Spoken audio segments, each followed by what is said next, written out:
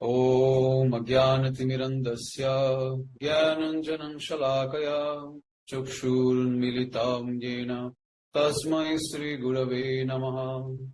Gurave Gaurachandraya Radhikaya Tadalaye Krishnaya Krishna Bhaktaya Tadbhaktaya Namo Namaha.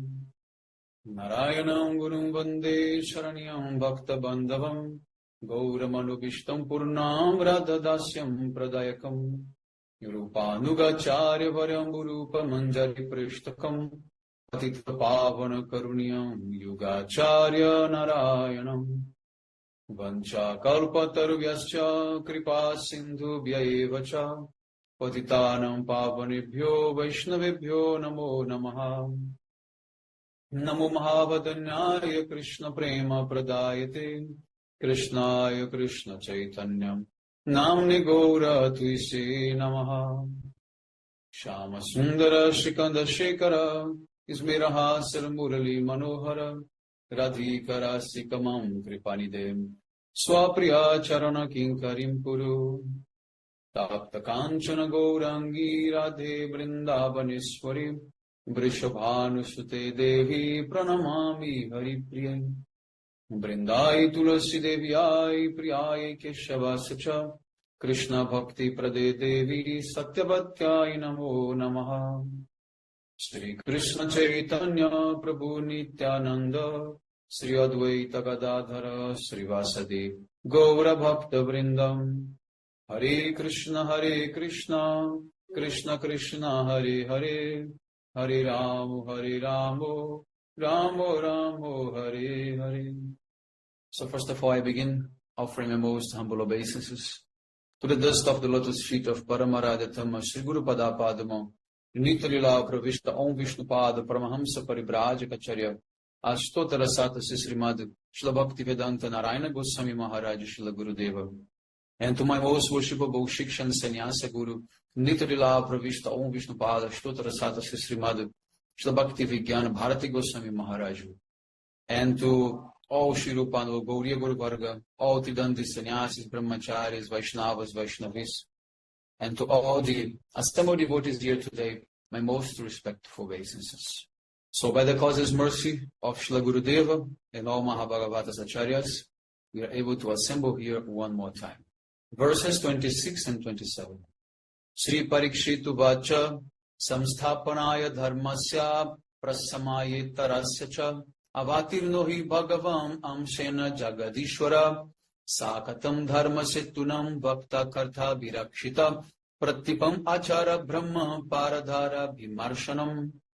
Maharaj Parikshit questioned, O best of sages, Bhagavan Sri Krishna, the Lord of the entire creation, advented along with his plenary portion, Balaram, to establish religiosity and to annihilate irreligion. He himself institutes, guards, and instructs religion and moral principles. Why then did he violate them by touching other men's wives? So now the commentary of Srila Jiva Goswami Pada Vaishnava Tushani. First of all, this verse is very important because Parikshit Maharaj is making a very reasonable question. And of course, he himself, he's not having this doubt. He's asking this question for the sake of the common people who might have this doubt. So this is a common understanding among the mundane people that Krishna, he broke the etiquette, the maryada, and also in the worst case, which is by associating with someone else's wife. So now Jiva Goswami Pada is saying, a variety of events took place during the enchanting Srimati Rasa Lila. And they include, first of all, attraction of the Brajagopis by the sound of the flute. Then their love talks with Krishna. Then the amorous dalliance.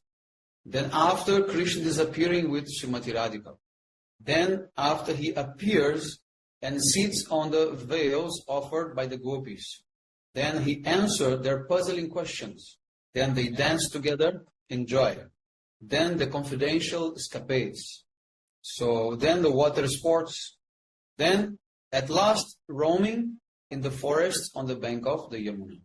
So this is the sequence of Rasa Lila that has been described here in Bhagavatam. So Shukadeva Goswami, he was relishing the full mellows of this special festival. And therefore he happily answered all of Maharaj Parikshit's inquiries. Then, by hearing this, the king experienced great delight.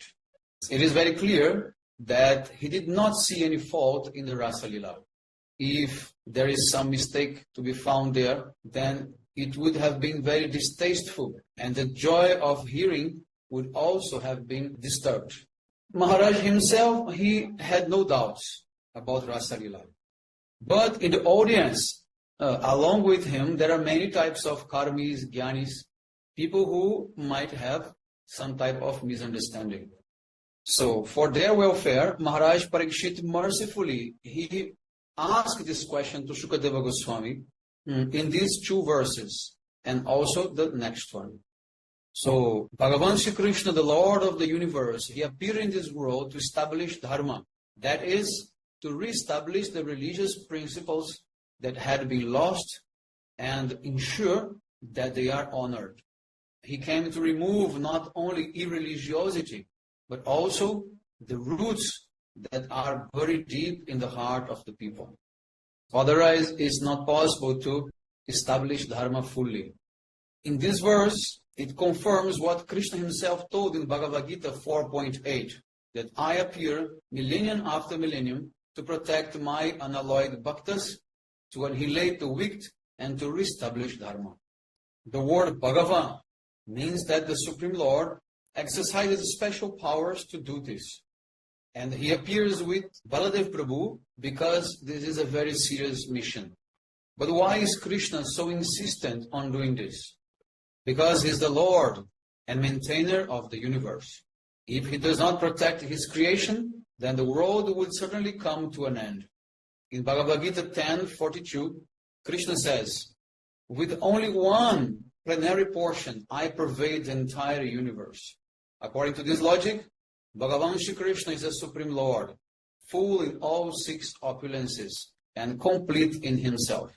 So in this way, it is not possible for him to desire to play with the gopis. How can he engage in romancing with the wives of other men? He actually protects the moral codes of the society. All the Vedic religious rules have emanated from Krishna.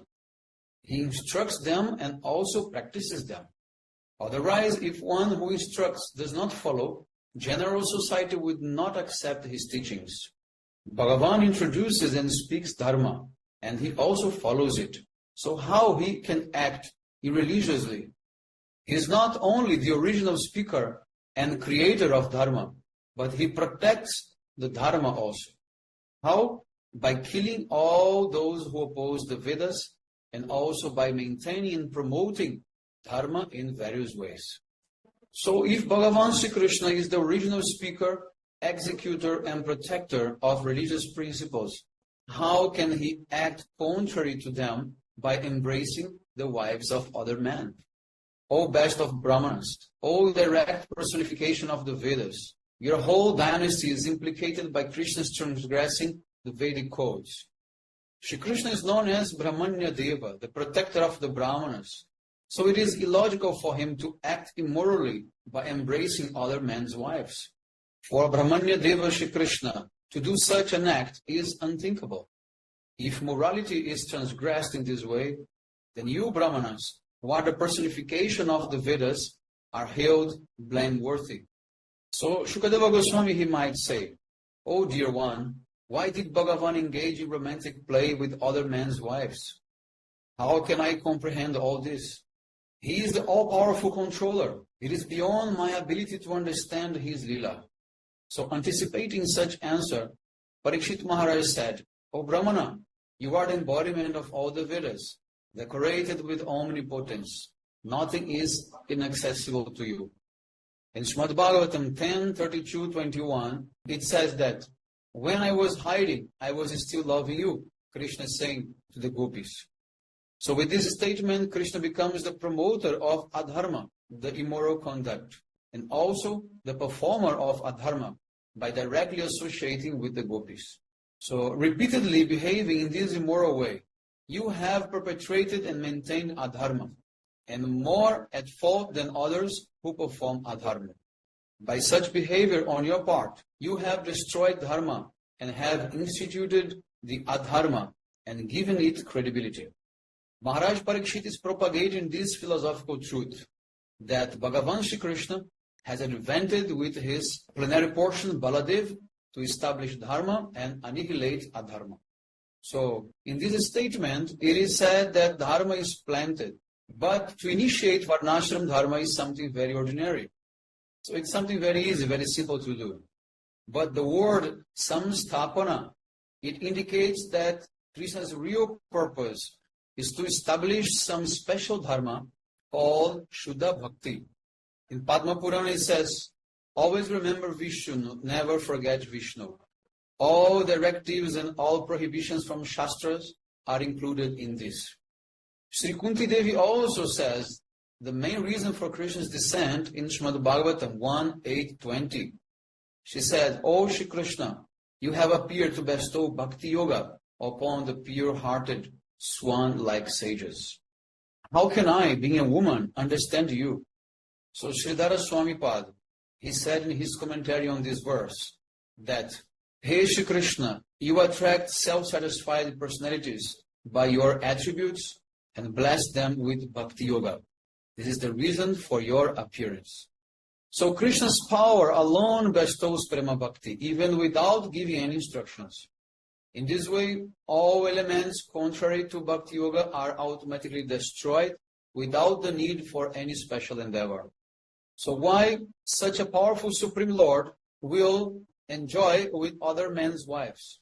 So the fact is that he has never performed any immoral act by enjoying with other women because he is Dharma Setu. That is, he is the speaker, executor, and maintainer of Shuddha Bhakti, which is the core of all Dharma. So the main reason for Krishna's appearance is to give Prema, the fruit of Prema Bhakti.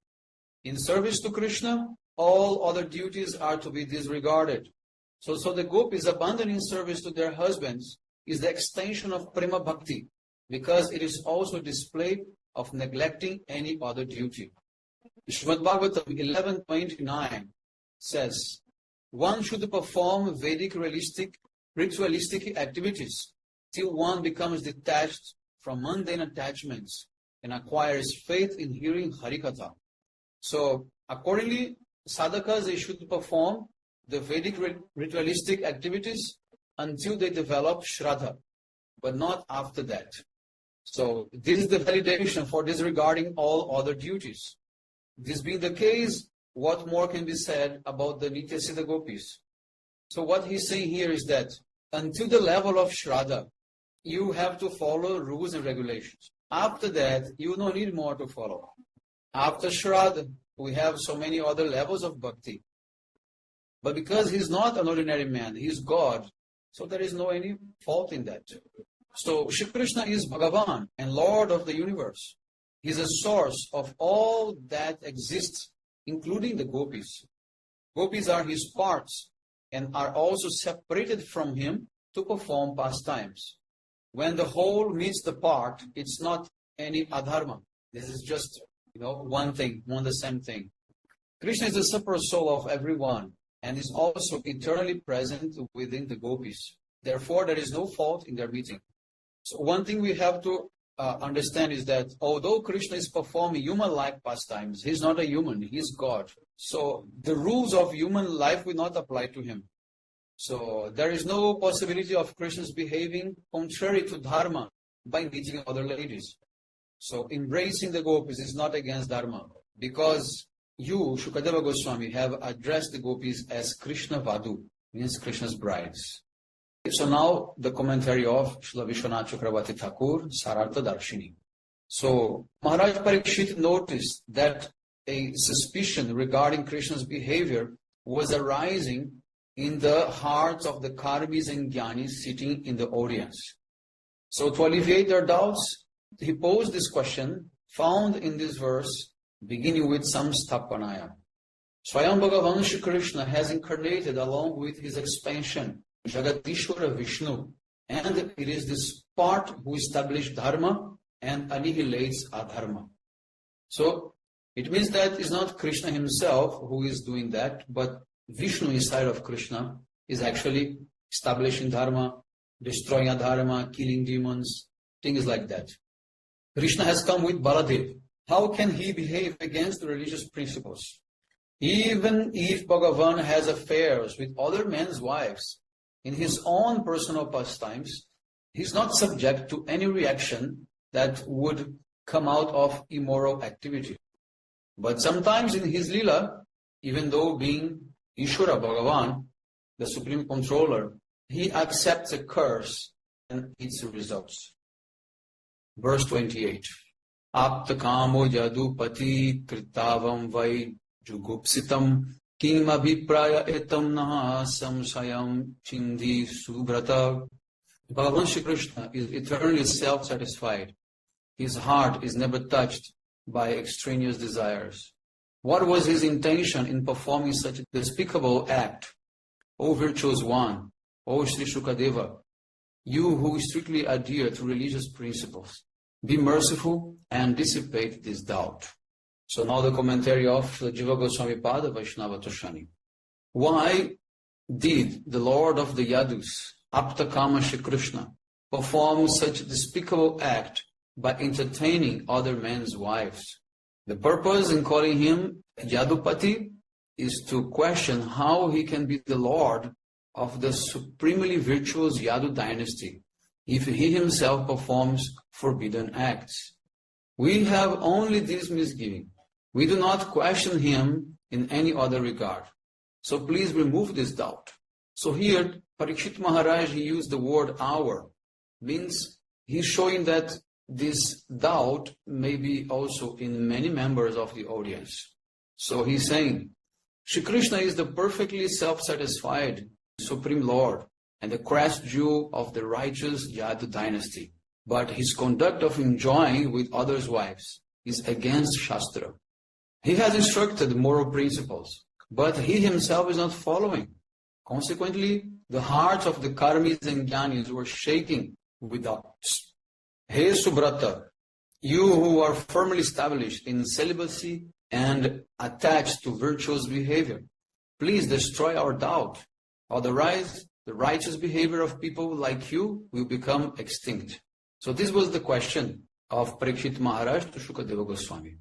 But suggesting another meaning, Parikshit Maharaj expressed his opinion indirectly.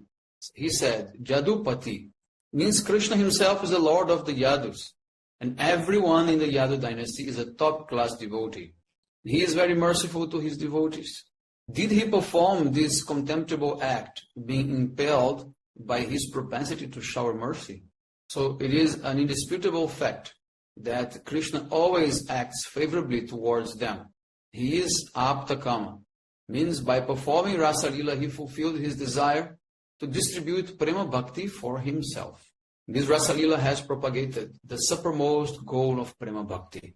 So it cannot be said that he acted contemptibly. Rather, he has given satisfaction to saintly persons.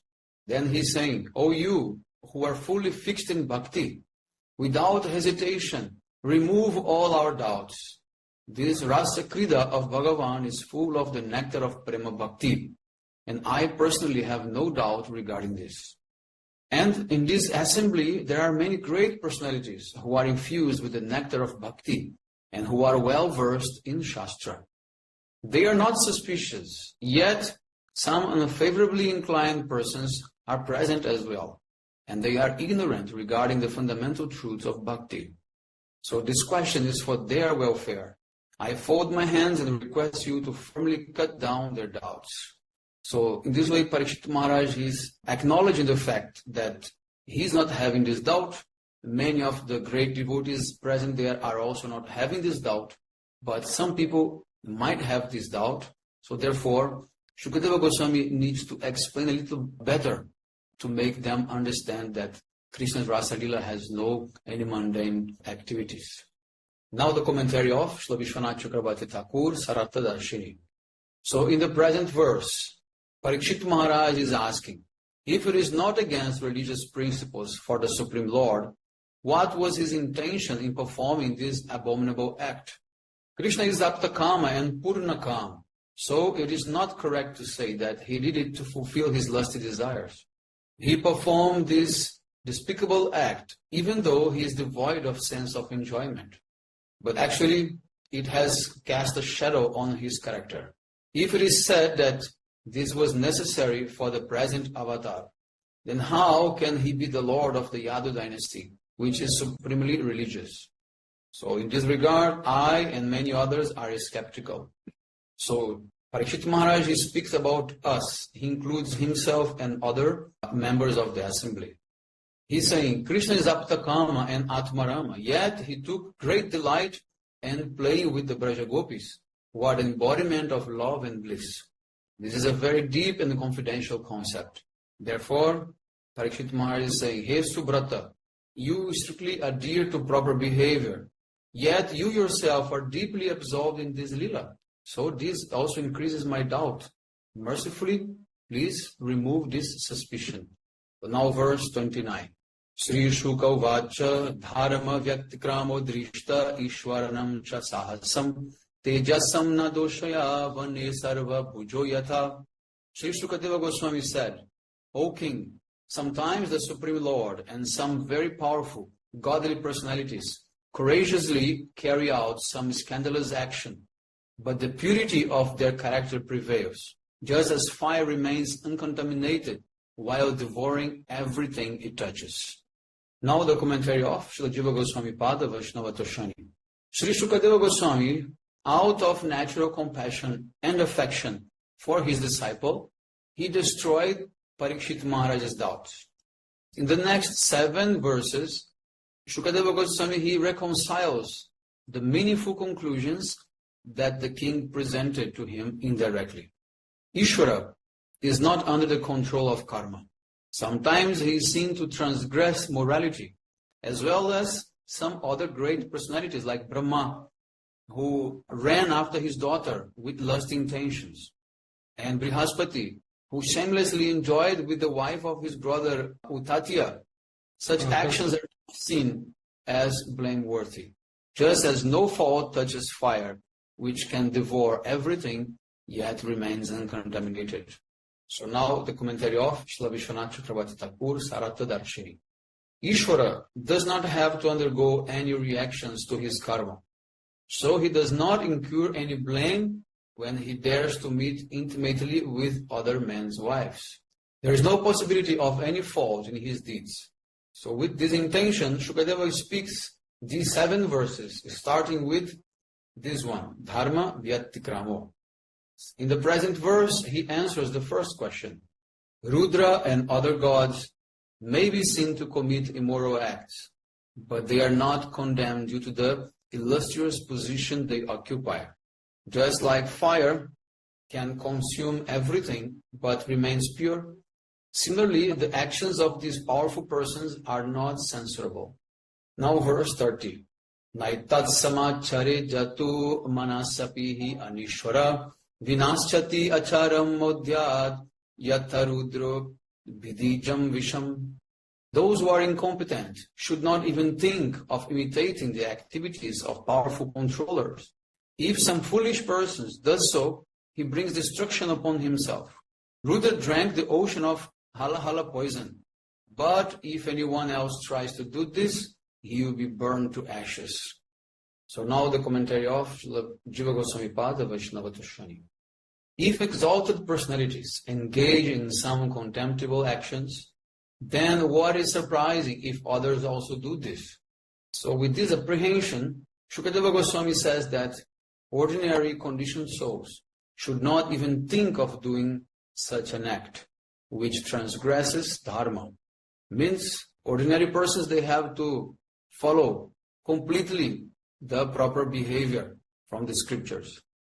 And they should never even think about misbehaving, what to speak of acting inappropriately.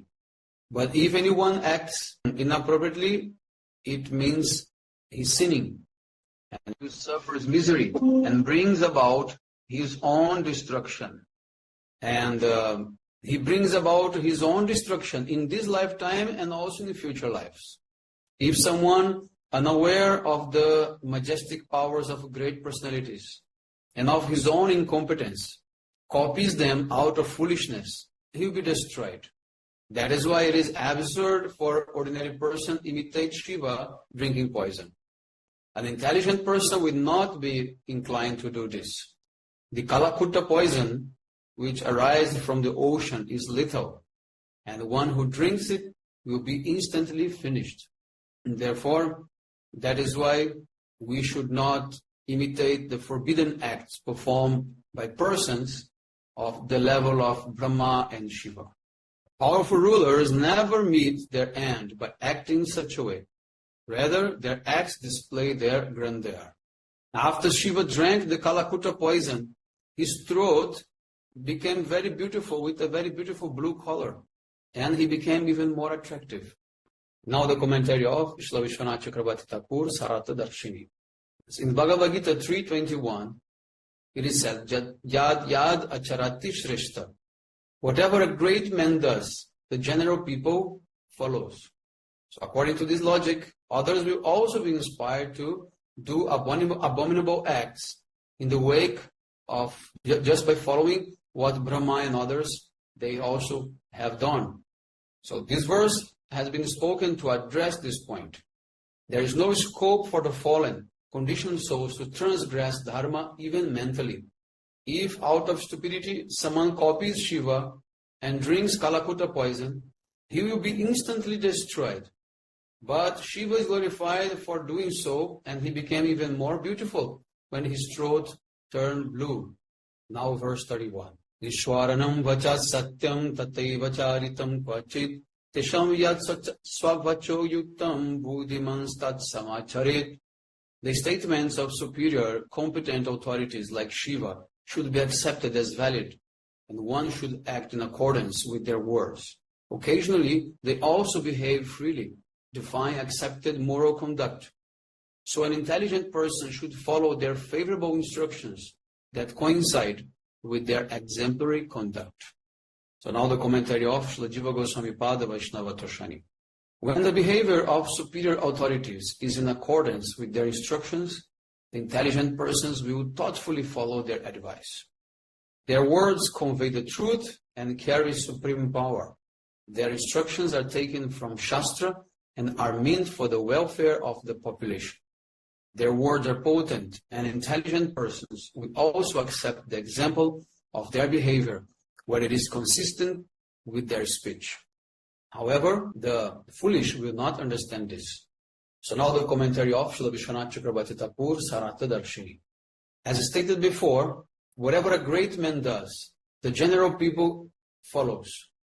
So according to this, how can one understand what is the virtuous behavior? So to reconcile this, the present verse was spoken. The words of the authorized controllers are always true and beneficial for the people in general, but their behavior sometimes are exemplary and sometimes not. When Bhagavan Ram appeared as the son of Maharaj Dasharatha, he established the proper social etiquette by his own virtuous behavior, and his instructions are all auspicious. Intelligent persons will follow those words that are in accordance with Shastra and are one with the Lord's conduct.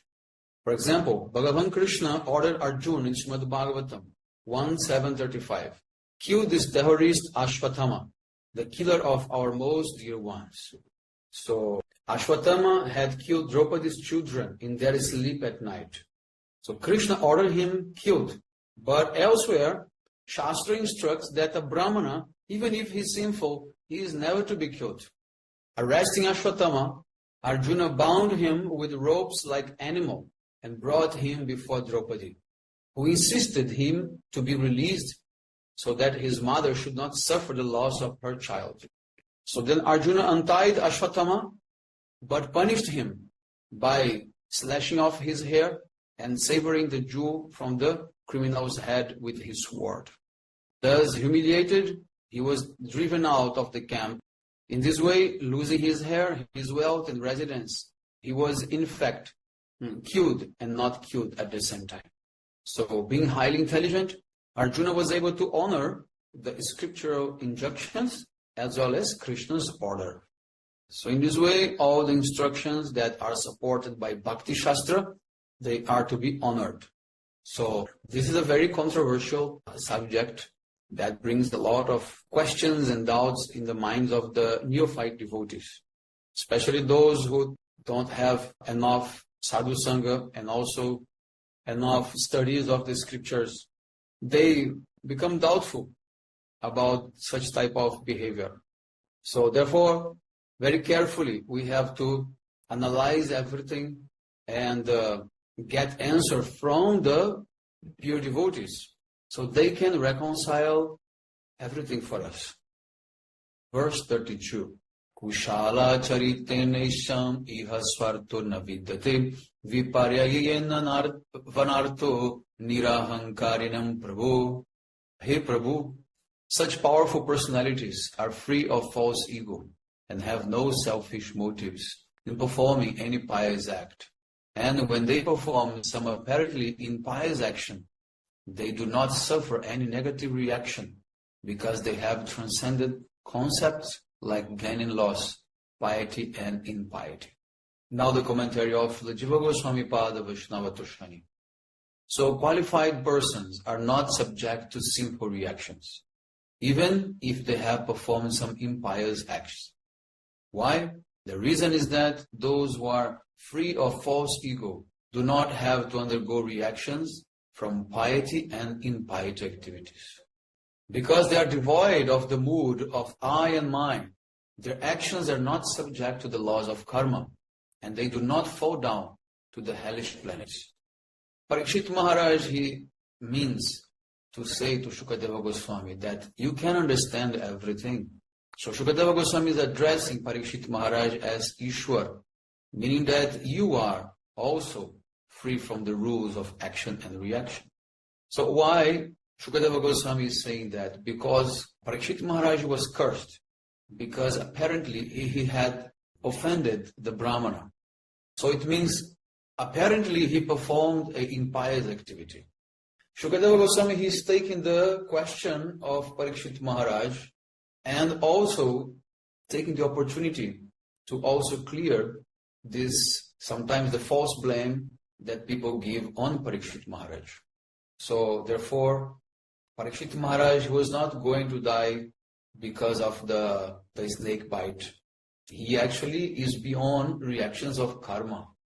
This is the meaning of this verse. Now verse 33. Kim utka utat ila sattvanam tiriyam matya divokasham isituste sittavyanam kushalana vayaha.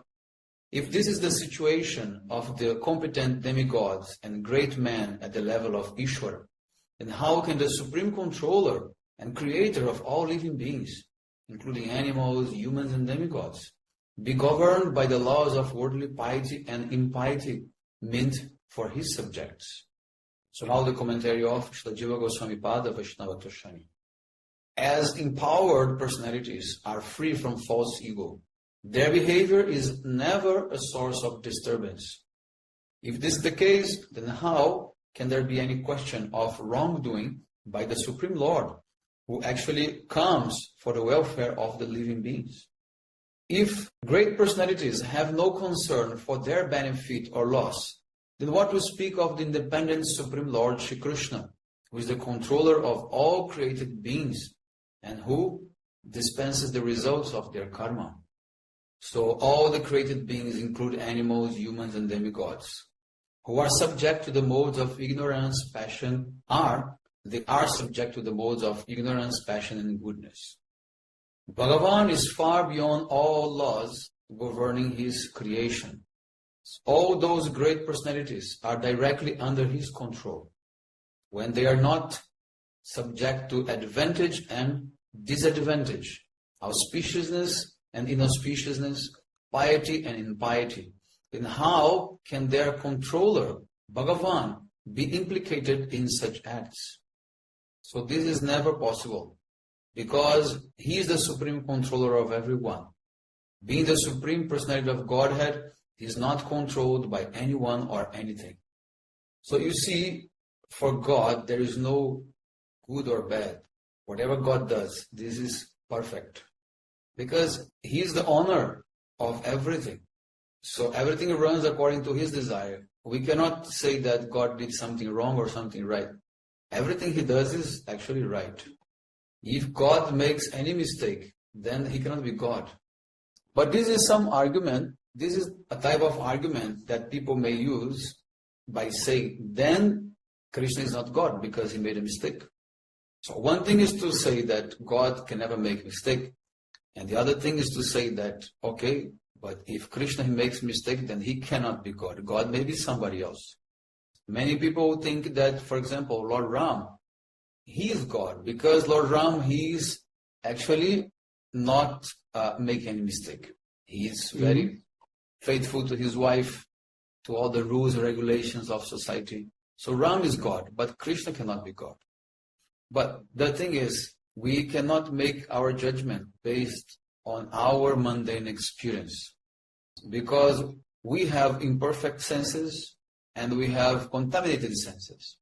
So therefore, we are not the ones who are going to say who is God. So God has to be revealed by himself to us. So we know God by the scriptures, by the Vedas.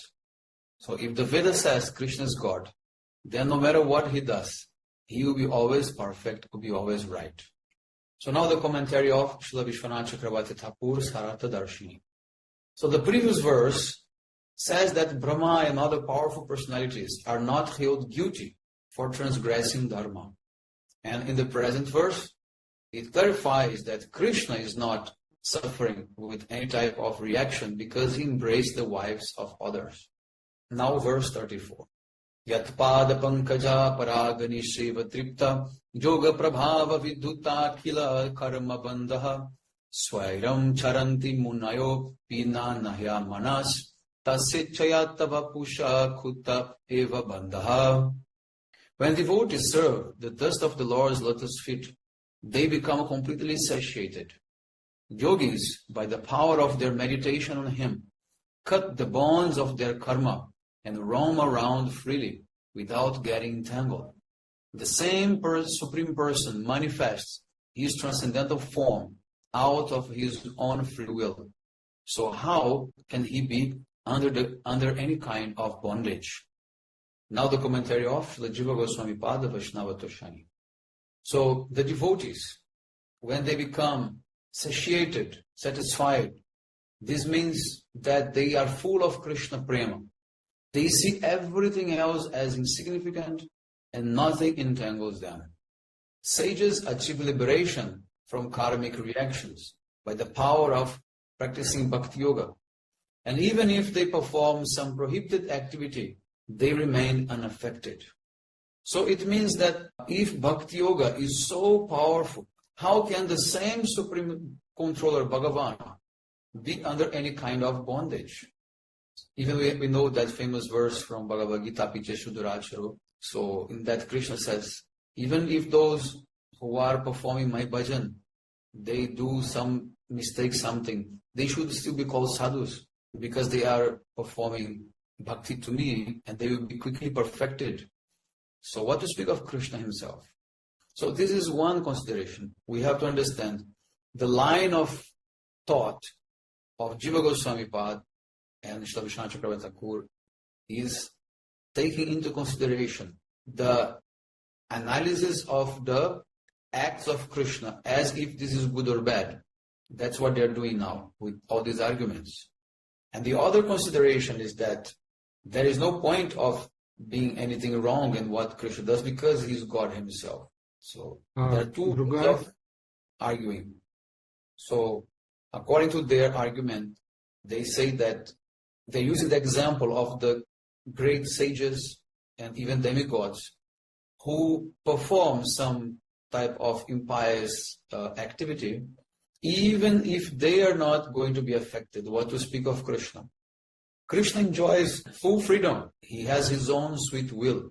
Therefore, he manifests his divine form to engage in pastimes. He does not come to this world as a reaction of his past karmas like normal jivas. The Lord, he comes in this material world by accepting the bondage of bhakti for his devotee. So how can such Bhagavan be subject to any other type of bondage? So here is an example of Krishna's independent behavior. Bhagavan, for example, he can change his own words by defeating the Brahmana Durvasa to protect his devotee Maharaj Ambarish. Now the commentary of Srila Vishwanath Chakravarti Thakur, Saratha Darshini. When Bhagavan's devotees are not bound by dharma and adharma, then how can their worshipful deity Bhagavan Shri Krishna be subject to any bondage? This is the subject matter of this verse. The devotees are free from all the clutches of karmic reactions just by the power of bhakti yoga and exclusive service to the Lord's lotus feet. These pure devotees, they can even cut the result of the karma of the people who come to listen to them. So certainly their worshipful Lord can never be touched by karma. And when Bhagavan Shri Krishna, he comes in this world, he comes in his transcendental form out of his own free will. And his meeting with the wives of other men should be understood as completely spiritual, as they are expansion of his own Swarupa. Vancha kalpatarvasya kripa sindhu bheva cha patitanam pavanebhyo vaishnavebhyo namo.